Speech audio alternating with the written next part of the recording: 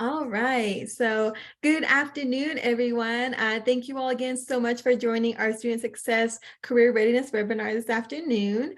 My name is Monique Harvey. I will be hosting our guest speaker panels discussion today with our four amazing guest speakers.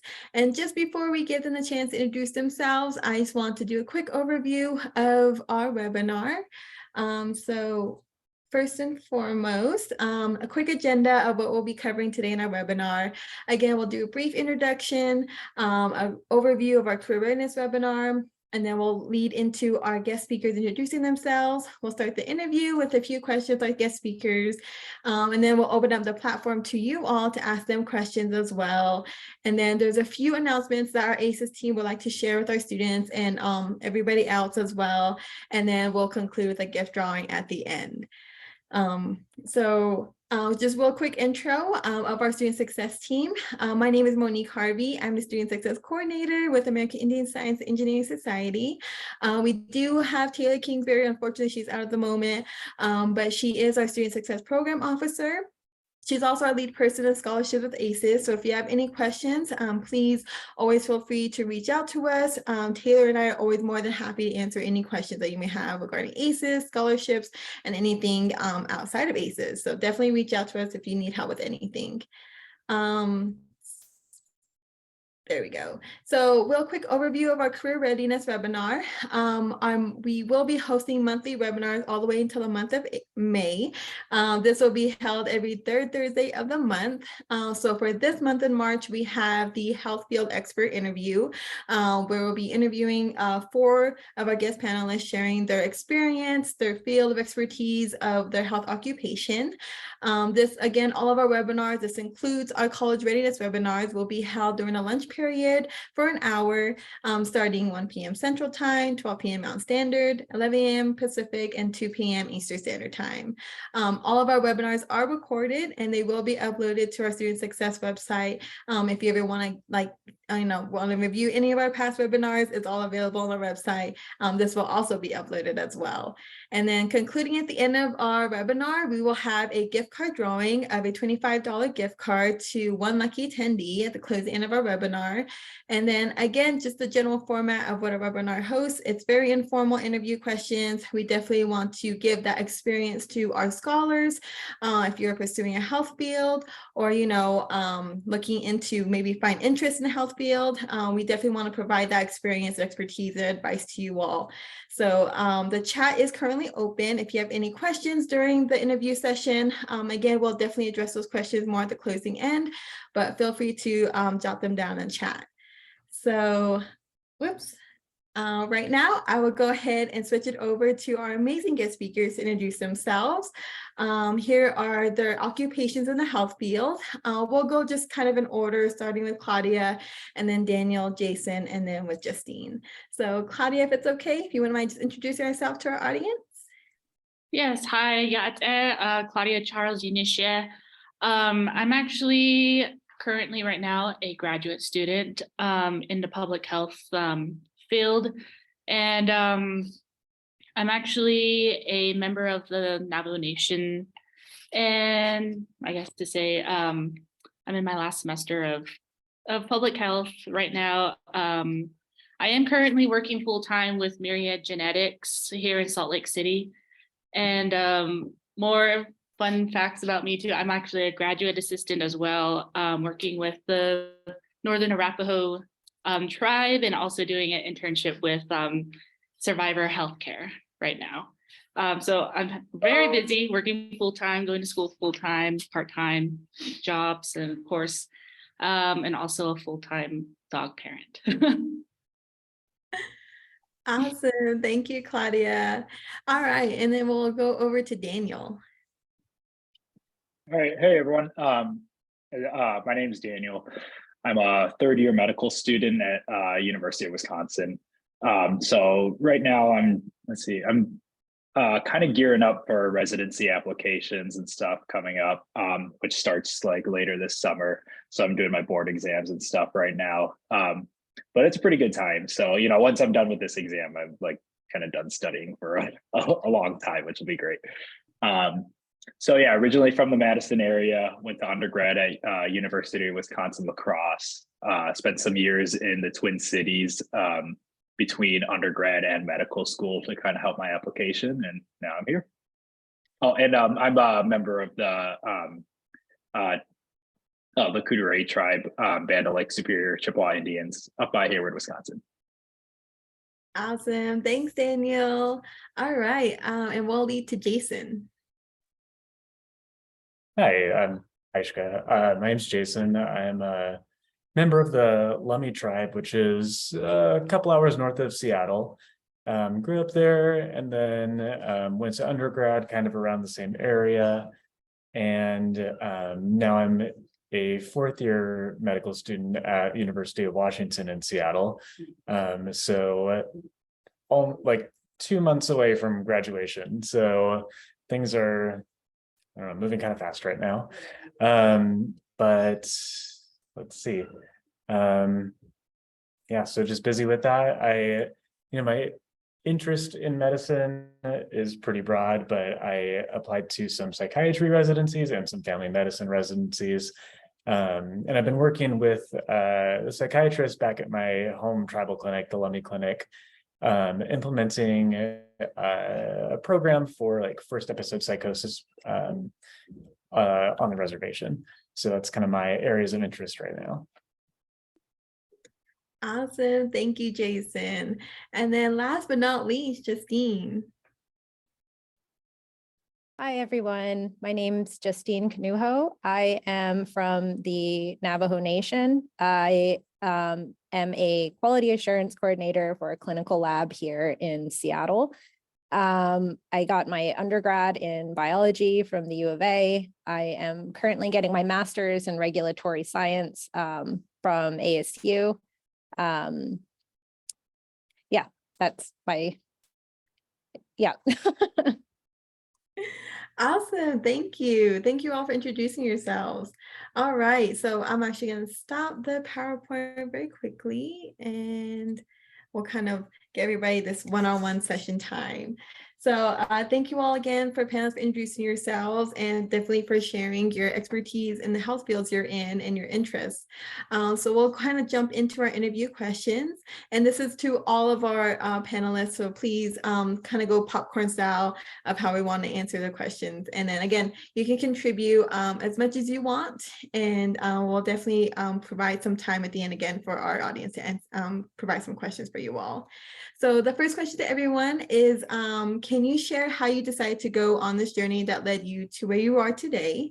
Was it a science class? Was it a mentor? Was it something you saw on TV or a movie that even inspired you, a book even? So ultimately, we just want to ask, when was the moment that made you decide to go into the health field?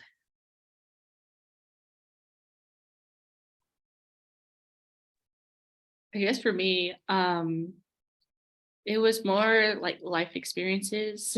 My grandpa was my father figure growing up. So he was actually diagnosed with colon cancer. And so I was kind of introduced to how the cancer industry kind of worked, especially living on the reservation. But luckily, I did live in Ninanzad, New Mexico, which is near Farmington, New Mexico.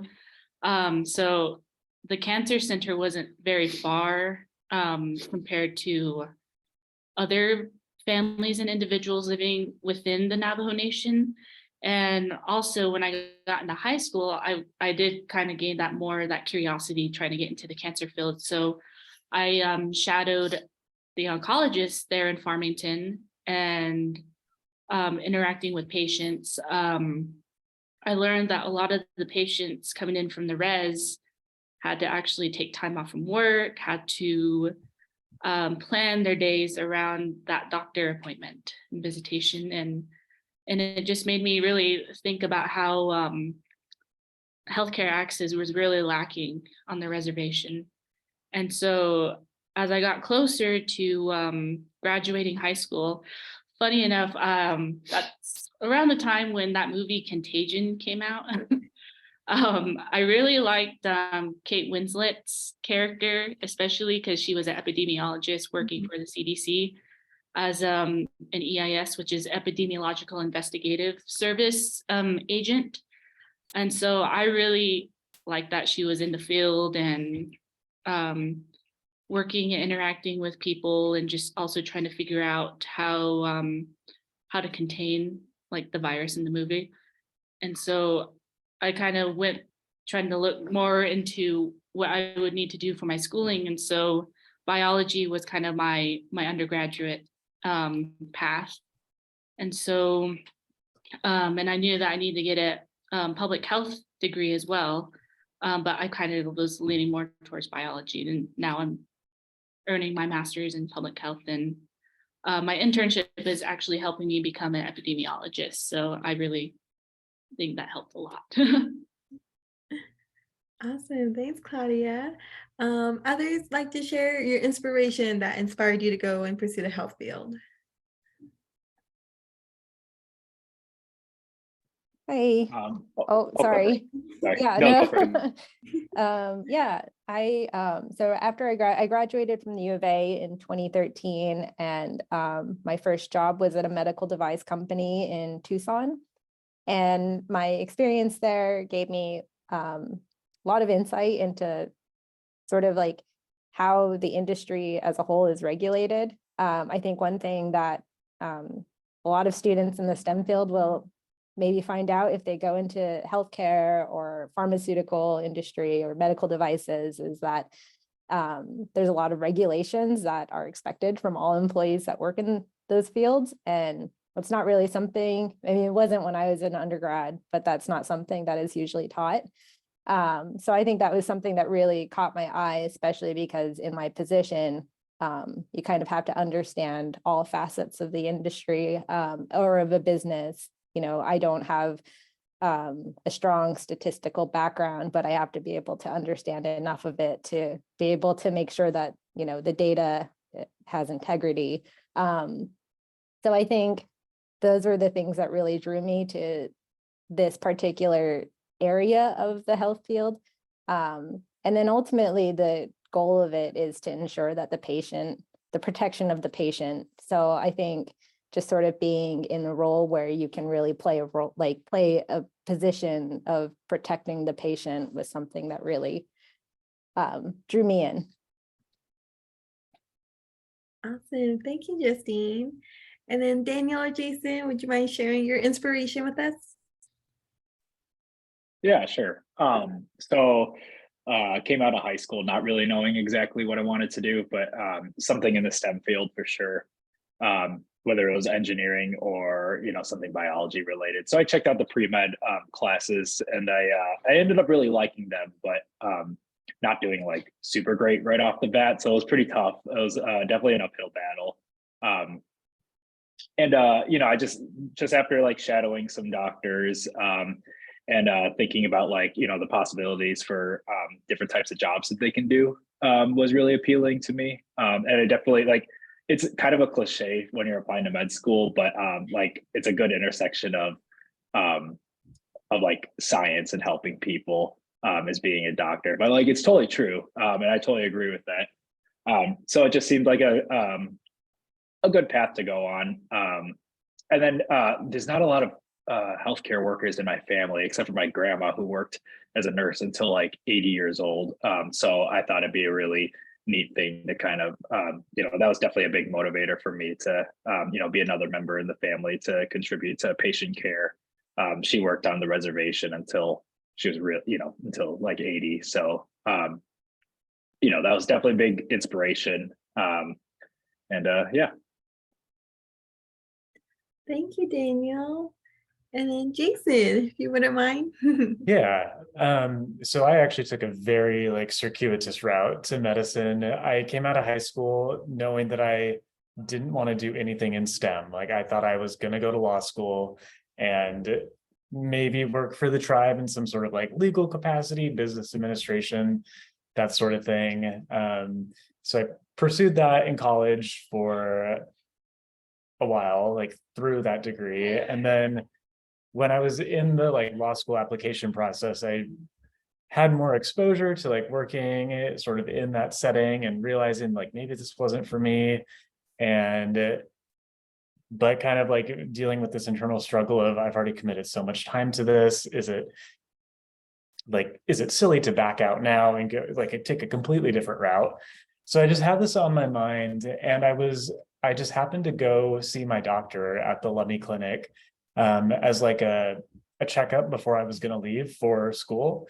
And I just happened to like mention to him on a whim that like, oh, I'm like going to law school in the fall, and I, think medicine's kind of interesting, and I don't know anything about it.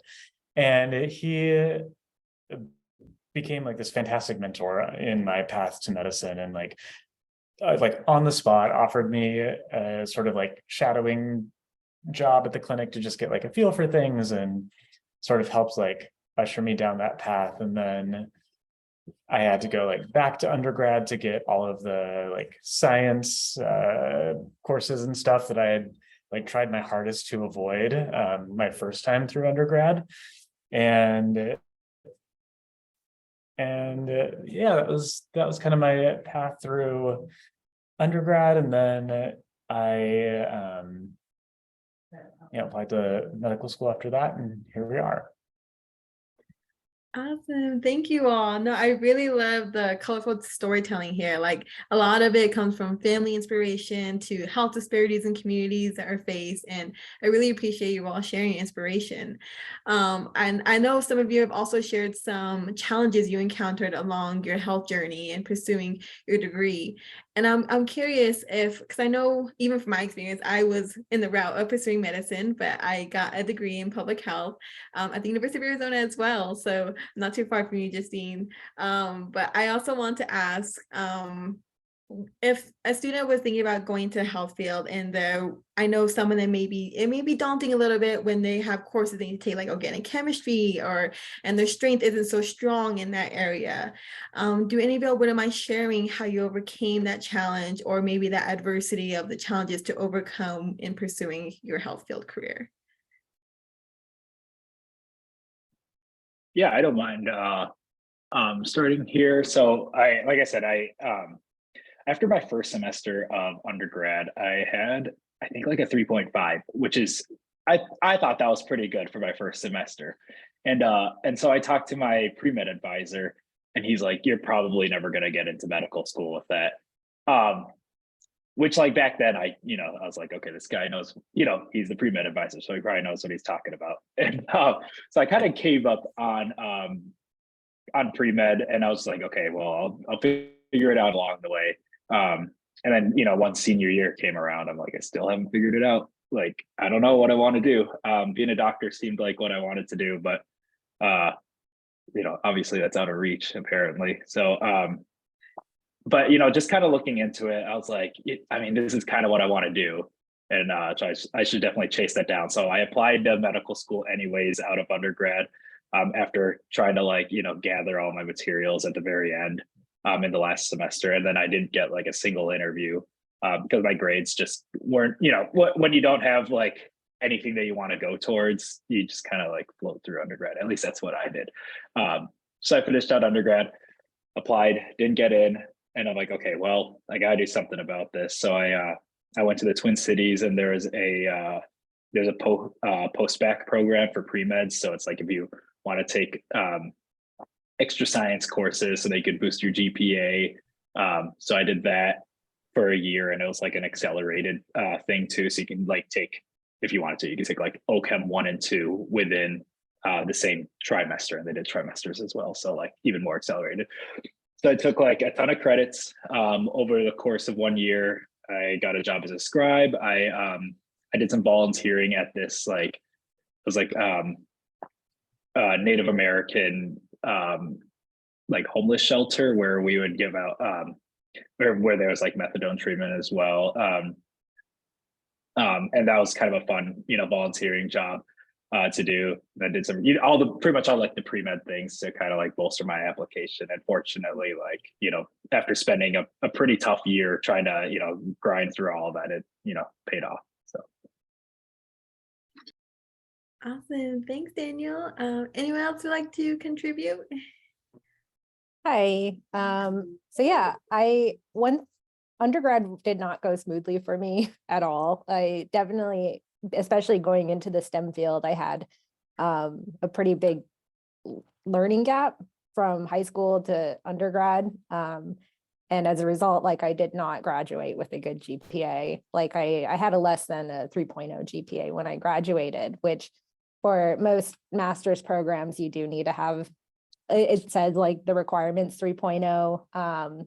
And so for years, that was kind of a barrier for even pursuing, you know, a higher like a master's degree, I guess. But one of my friends actually encouraged me to apply when I finally was like honest and was like, I don't have a 3.0 GPA, because that was really embarrassing for me to like admit for a while.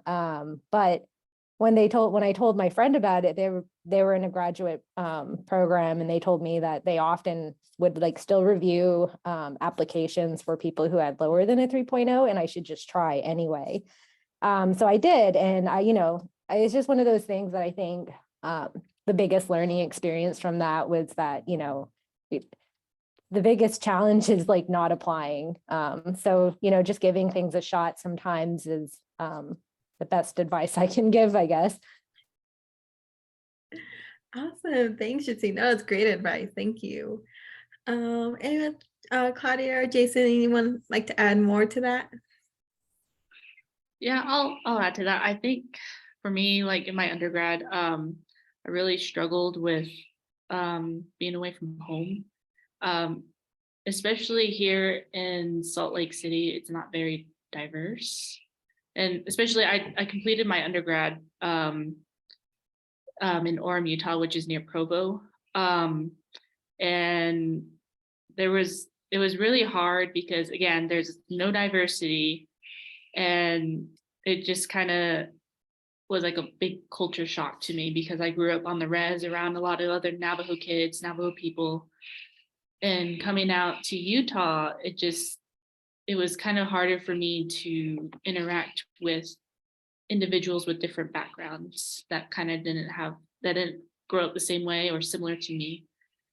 And so I guess, thank you for technology.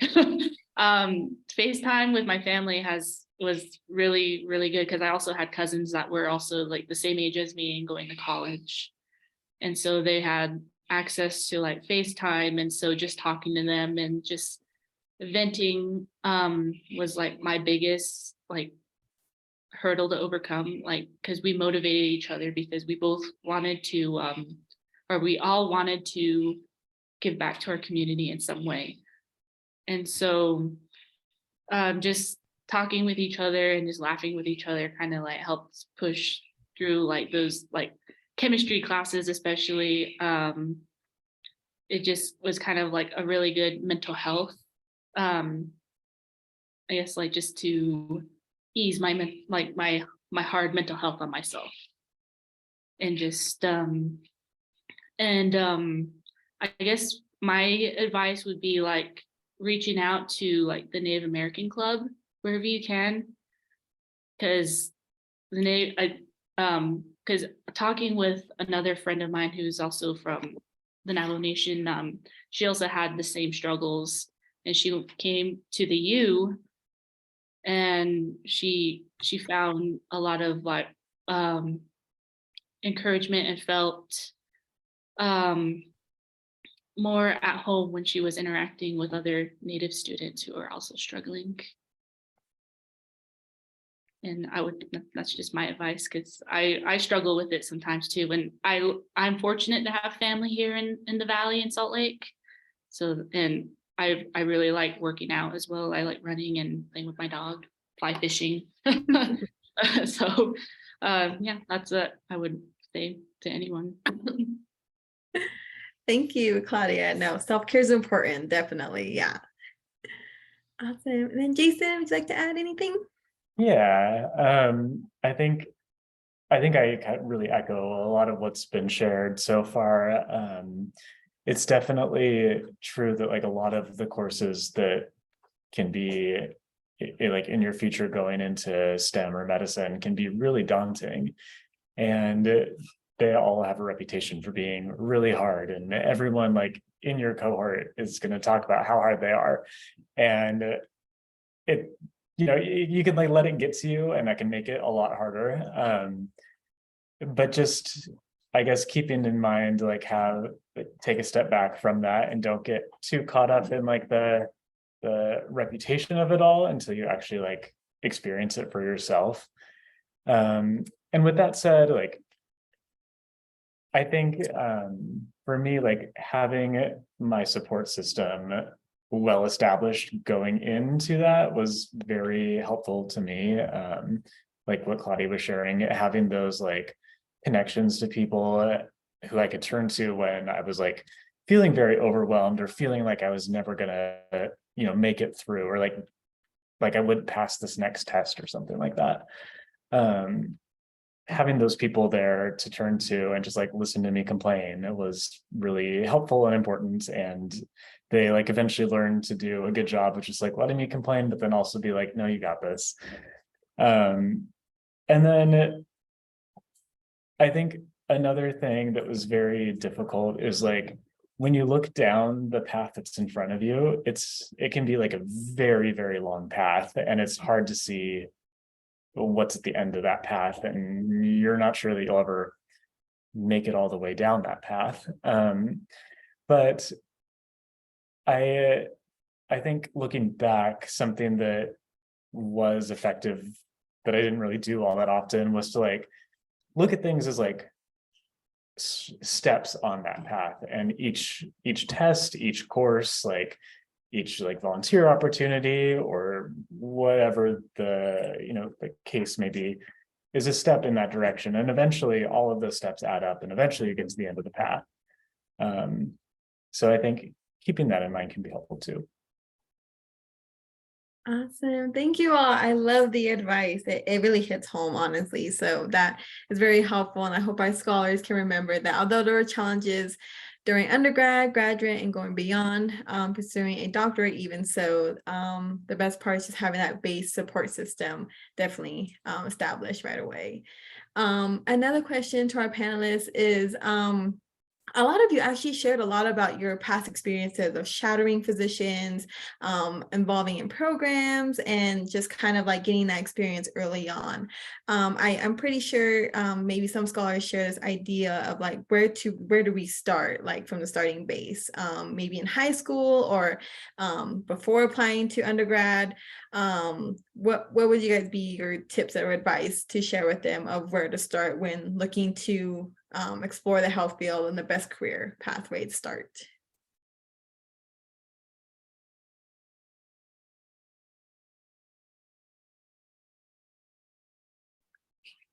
I think there's really like it's never too late for me. That's kind of what I'd like to say to myself in life, because we all start somewhere wanting to learn. And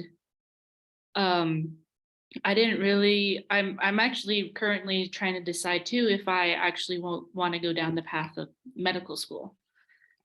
And so I'm contemplating that. I have done shadowing experiences, and I think just reaching out to like clinics or even like to a physician, like it's always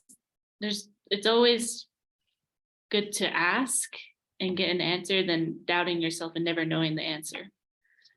Because there are people in this world that are wanting to help, especially as Indigenous people. We have that knowledge to seek, and so I will always tell, like even to my brother and sisters, I always tell them, don't be afraid to ask questions. There's really no right or wrong question, as long as you get the answer that you feel that you're okay with. and I even say that to my cousins too. So and yeah, I just think there's really no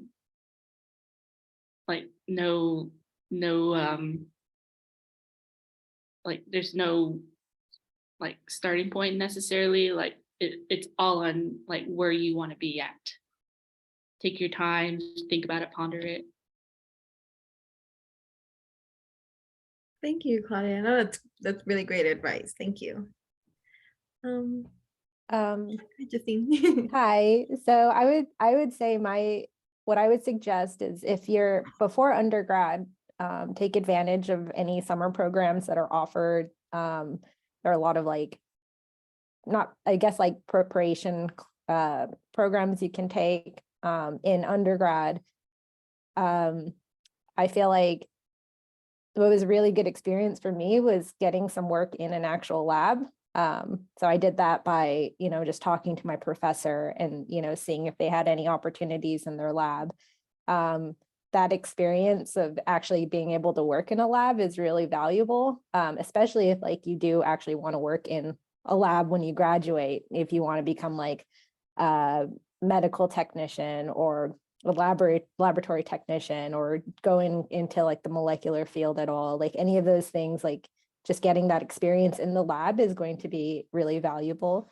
And then, make use of your summers. If there are any internship opportunities and things like that, those are really good opportunities to kind of get into the field. Thank you, Justine. Daniel, Jason, anything else to add on the gaining experience, step 1 into intro to health field? I think for me, starting where I wanted to end up was really helpful. So for me, like I said, I went into that like doctor's appointment. It was just like on a whim, maybe I want to be a doctor. And then the opportunity was kind of created for me to see what that life was like. And I think that gave me a really good, like, sort of clear-cut goal that I was like going to be working to from then on. And so I guess I kind of, I don't know, visualized the journey more of like a circle rather than like a straight line, because I started at this one point and eventually I wanted to get back to this point again, but in like a different capacity where I was the doctor. But I think like in a lot of our communities, we can like access some experiences that might be harder to get out in the rest of the world. Like for me, just walking into my clinic and asking my doctor if I could like shadow for a while and them saying yes. I think because like a lot of the like tight-knit communities that we come from, just think about using those connections and those resources to get an experience that you're interested in. And honestly, like those can make for some of the best stories when you're like writing a application essay or sitting in front of an interview committee, because those are experiences that a lot of the other people who are applying to the same positions that you aren't going to have and aren't going to be able to talk about. So that can be, really good for learning about yourself, learning about what you want to do, and then really helpful to like share something unique that's going to stand out to people who are hopefully going to accept you to their program. Thank you, Jason. Yeah, great advice. Thank you. And then Daniel, do you want to add anything else? Yeah, I mean, there's not too much more I can add that these three haven't said, but well, one thing like also with like, if you're gonna shadow someone or something like that, like is just making connections that are important and like, networking and whatnot too. I did a medical scribe job for about 1.5 years, and while I was in that job, one of the patients happened to be a president of a cadaver lab, which is really cool. So, and then she's like, "We need a new intern. If you want to be an intern there, like, shoot me an email." So I got to be an intern at this cadaver lab, and like, it was like people that would practice surgeries on the cadavers. And it was really cool, which is, I think, kind of where I want to go into surgery. So I think that's where that may have started. But yeah, just like as Jason said, one thing can lead to a different thing, and kind of have like new experiences from what you're branching out to. Awesome. Thank you all. Such great advice shared. And I really hope our scholars really get the chance to use those expertise of applying to programs and really making those connections, networking a lot. It sounds like it's a really great asset and strength to really build on. So thank you all. And Sorry, I just wanted to add in there, don't be afraid to ask for those opportunities because they don't always present themselves on like that silver platter that mine was presented on. But now that I'm like farther down this path and I have people asking me for advice and opportunities, like it's so exciting to me that someone wants to do what I'm doing. And so don't think of asking for those opportunities as like a burden, because realistically, the people you're asking are going to be excited about it too. I love that. Thank you, Jason. Thank you all. That's really great tips. And actually, thank you for a perfect segue into our next question. I know each of you have your own specific roles in the healthcare field. And then I think I'll start with Justine, and then we'll kind of popcorn it to everyone to answer this next question. How is your job or future job in your health field tied back to your community? And what connections does your job have what connections does your job have to your travel community?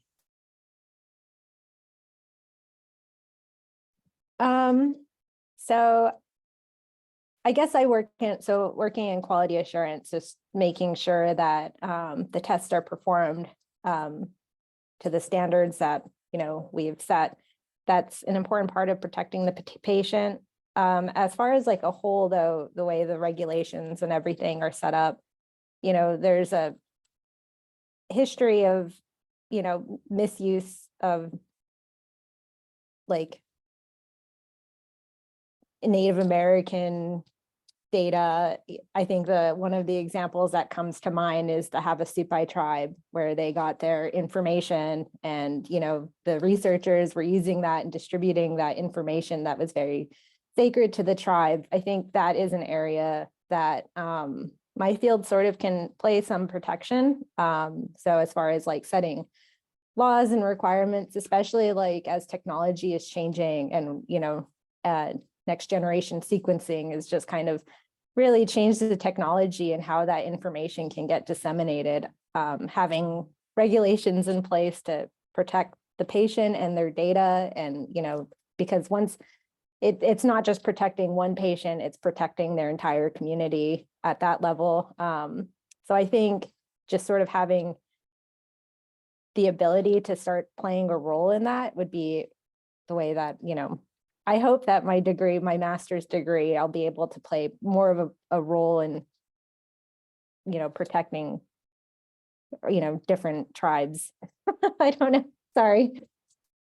Very good. Thank you, Justine. No, thank you. And then we'll go over to Claudia.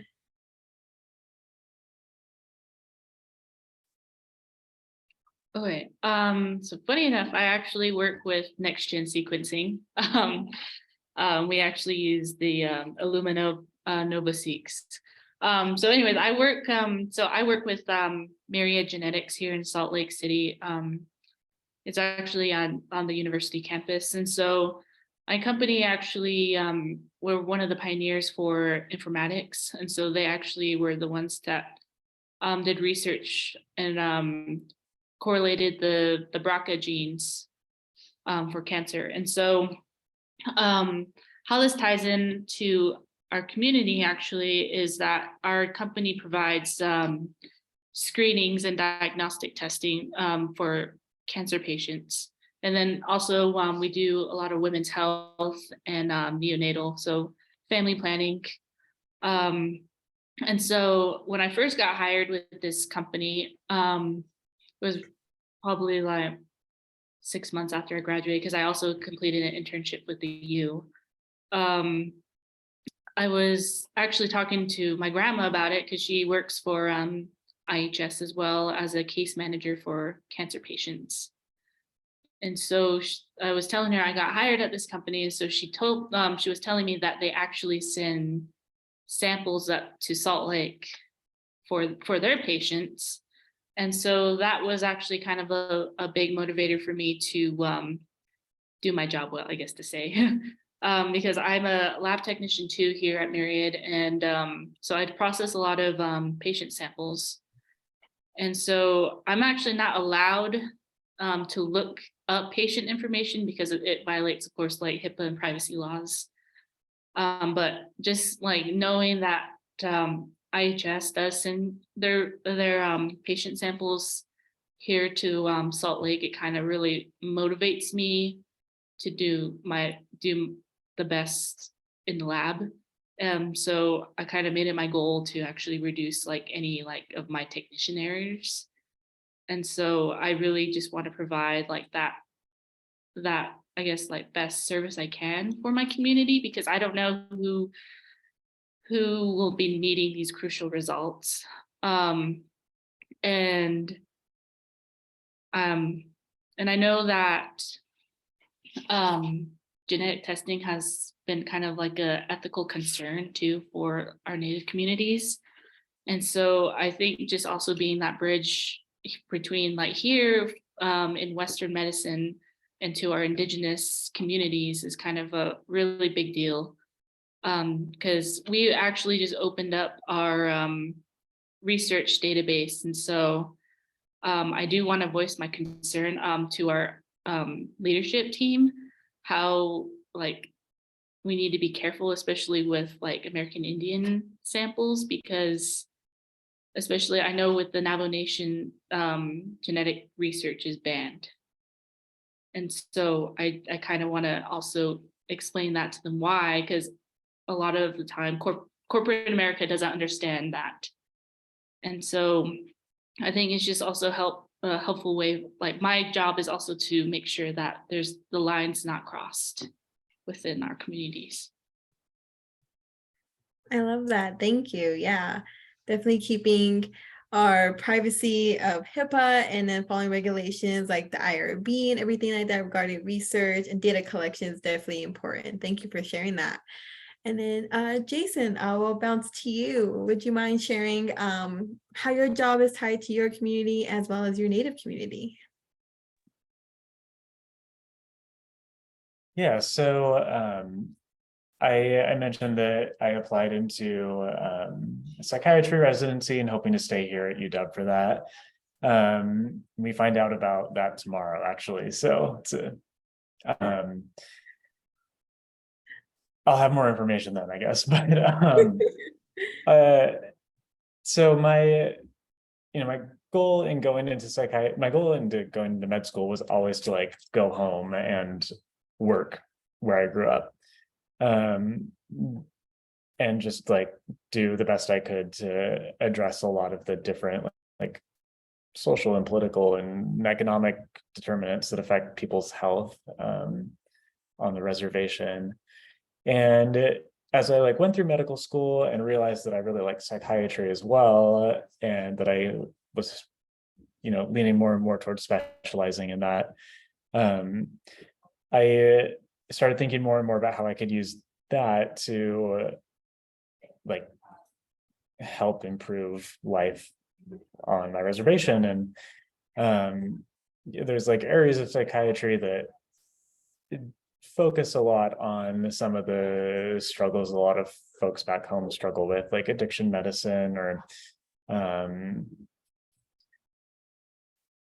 and then I mentioned that program about like addressing first episode psychosis in people on their reservation experiencing that.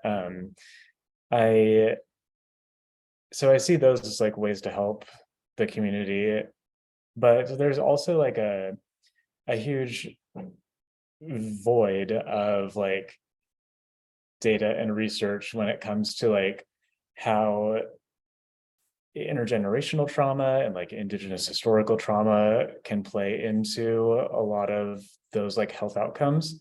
And I think a lot of the ethical concerns that you all brought up are like really important things to think about and talk about when it comes to like doing research in our own communities. Because you can make arguments like both ways, that it's like important to provide the like most evidence-based care in the communities, and to do that we need that data, but there's also a lot of really good reasons to not like hang your hat on that exclusively. So yeah. Thank you, Jason. Thank you. And then last but not least, certainly Daniel, if you wouldn't mind sharing. Yeah, I mean, here in Wisconsin, there's a lot of tribal clinics, and I've been fortunate to do a couple of rotations at them. One is up in Black River Falls, which is kind of like central-ish Wisconsin, and there's a Ho-Chunk clinic there that 3 of my aunts actually work at. So I was able to spend some time there during my first year of medical school, and you definitely see a need for just for providers there. There's only one. I think there was only one physician at the time, and then a couple of PAs and a couple of NPs as well. But it was just very apparent that, resources needed there, and also just like staff as well was pretty sparse. And I think they've hired some more physicians now, which is good. But of course, like there's probably plenty of other clinics out around the state that are really lacking in providers. So, fortunately, like once I graduate and go through training, like, that's something I'd like to, whether it be like a full-time job at something like that, or like an outreach type program as well. Ideally, I kind of see myself going into an urban area with a higher native population. So yeah, that's, and also there's like, I think throughout med school, fortunately, like there's other tribal clinics that they'll let you like go to once a week or something like that. So I'm trying to get some of those set up right now too. Awesome. Thank you all. Great. Thank you. Such great words shared. And definitely, I hope our scholars in our audience definitely make note of the advice and tips that you shared. And although you shared a lot, I have one last question to ask you all as we are counting down to our lunch hour. The last question is, there are a lot of students pursuing the healthcare field. It is high demanding. It can be a lot to take on, but I think a lot of them would like to hear some advice from you all of what you may have told your younger self when starting the healthcare field. What's something you would have told your younger self that you would share with others as an advice?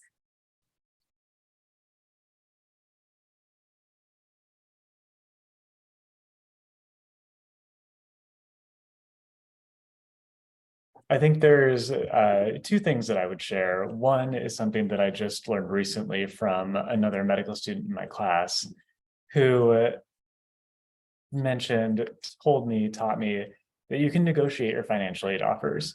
So if you apply and get accepted to multiple like programs, you can take your financial aid offer from school X and bring it to school Y and say, can you match this or beat this? And then vice versa, take Y's and bring it to X's and advocate for yourself. Because once you're far long enough in the application process that they've given you a financial aid offer, they're not going to take back your like opportunity for acceptance at that point. So all the leverage is on your side. And then secondly, we've talked a lot about how like the path towards careers in this field can be very long and it can be very overwhelming.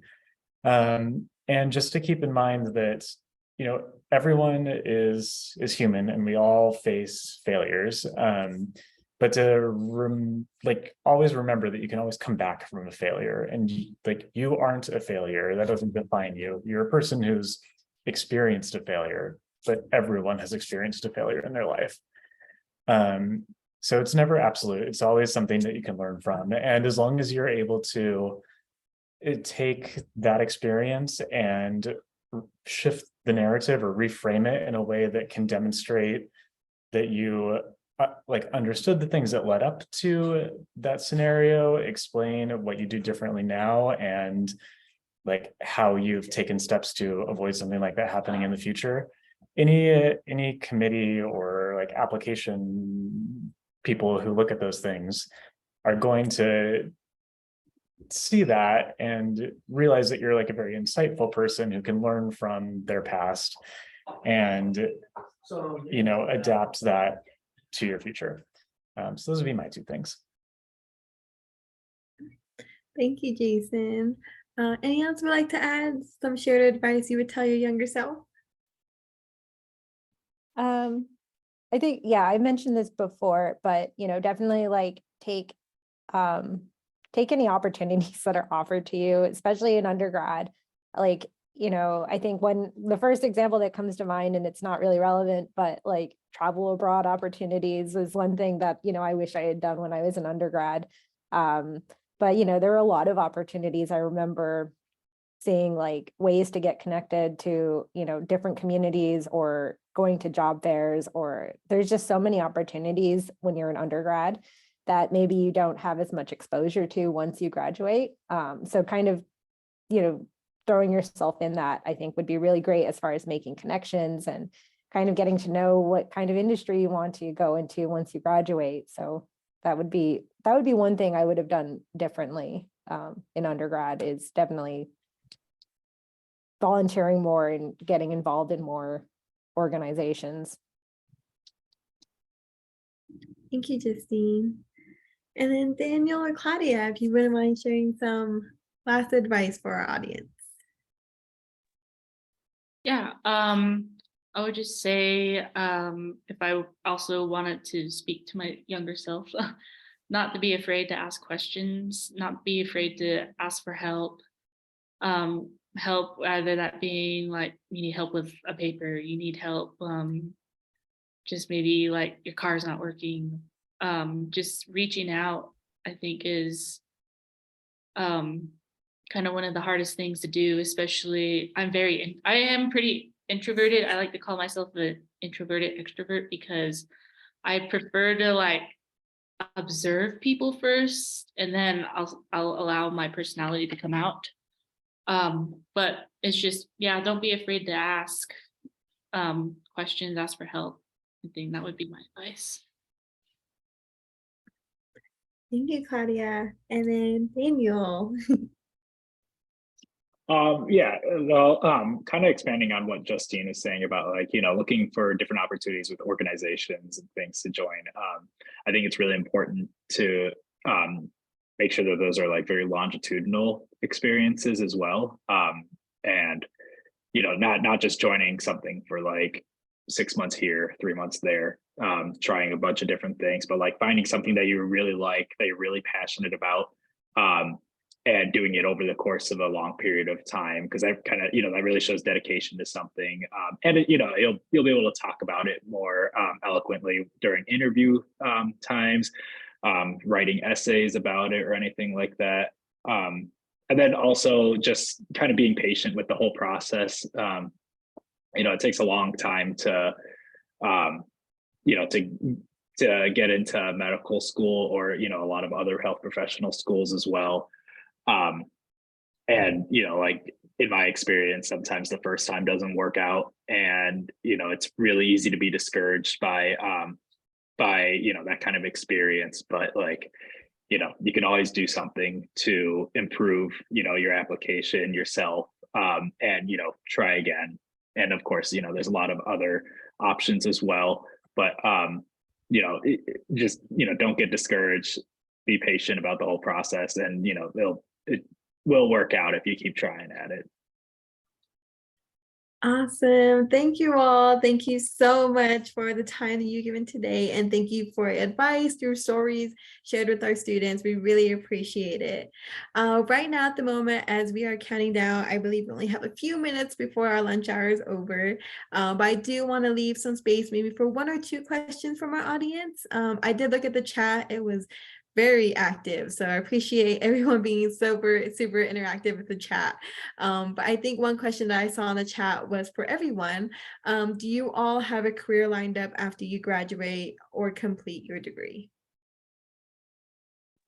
Okay, I do have to log off. I have a in-person meeting. Sorry, everyone. But thank you again. And just, yeah, anyone feel free to reach out to me. Thank you. Awesome. Thank you, Claudia. Thank you so much for joining. I really appreciate it. Thank you. All right. And Yeah, if anyone wants to answer that last question, I think we only have time for one question. I'm sorry, y'all. I wish we had more time, but time just got away from us this afternoon. But if anyone would like to share a little bit about the a career lined up after you graduate and complete your degree. I am currently employed, but hopefully I work as a quality assurance coordinator full-time right now. But I hope at some point to transition into a more compliance or regulatory track. Yep. Awesome. Thank you, Justine. And then Jason or Daniel, anything to add on that question? Good. I'm gonna be applying to head and neck surgery, otolaryngology, or ENT. So I'm not gonna find out for like about actually pretty much exactly a year from now. I'll find out where I end up for residency, whereas Jason's gonna find out tomorrow. So Wonderful. We're all rooting for you all. Definitely have our support here. Definitely rooting for you all. Awesome. All right, y'all. So I am actually going to end our interview with our health panelists. Thank you all so much, Justine, Jason, Daniel, and Claudia, for taking the time to get today again to talk with our scholars, our future scholars, and our professionals. We really appreciate the shared information you shared with us. Thank you so much. Right now, I will go ahead and kind of close out a little bit for our webinar this afternoon. Just let me share my screen really quick. Can everybody see my screen okay? Awesome, thank you. So just real quick, short announcements from our student success team. We also want to share a great source that AISES have. We have a job board where a lot of our partners and organizations share their announcements with us of job opportunities for STEM professionals. So definitely share it with your friends, your family, forming new graduates this year, share with them about these job opportunities. I know there's a lot of resources out there they can use, like LinkedIn or Indeed, but definitely make AISES one of them. And we definitely appreciate if you wouldn't mind just taking a look at our job board. And there's really great announcements on there. The next thing I also wanted to share was our AISES scholarships. They are currently open for the academic year 2023 and 2024.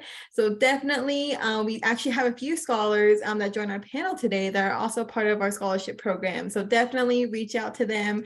I'm pretty sure they have really great advice and tips about completing your scholarship application. Again, the cycle for the next academic year deadline is on May 31st. We are in March, so there is still some time to begin the application, but remember it's due on May 31st and your letter of references are due on June 7th. So it's a week after you submit your application. So definitely still some time to reach out to those letter of recommenders to get that letter in for you on your behalf. So just wanted to share that announcement with everyone. And then the next announcement is today we had our Health Field Exploration Again webinar for our career readiness. Our future webinar again will be until next month on April 20th, where we have 3 amazing guest speakers again sharing their experience in the Indigenous food and farm career, specifically agriculture. It'll be the same format as today. We'll ask them some questions, they'll share some insight, advice, and experience with us. And then that's set for our career readiness webinar for next month. And then next week, we are hosting another college readiness webinar geared towards students to help prepare for those midterm season exams. I know there may be some high, like anxious and nervousness arising, but we do have our very own colleague, Brittany Anderson, who will be sharing some test preparation tips and advice to help you get prepared for those midterm or even final exams coming up. So that will be again next week on March 23rd, the same time as today from 12 Mountain Standard Time, 1 p.m. Central Standard Time. And right now, I am happy to say we are now going to do our gift card drawing. And looking at our wheel right now, we have Samantha as our gift card winner. And is Samantha still here? Okay, she's still here. Okay. Yeah, Samantha, congratulations. You're our gift card winner for today. If you wouldn't mind, Samantha, just jotting down my email or take a screenshot of it, take a picture of my email address for me. And if you wouldn't mind just sending me your name and mailing address, and I will send over that gift card to you. So congratulations again. And I believe this concludes our webinar this afternoon. So again, thank you all so much for joining us. Thank you to our panelists once more again. Special shout out to all of you. I will give you back your day and I hope you enjoy the rest of it and make it fruitful. Thank you all again.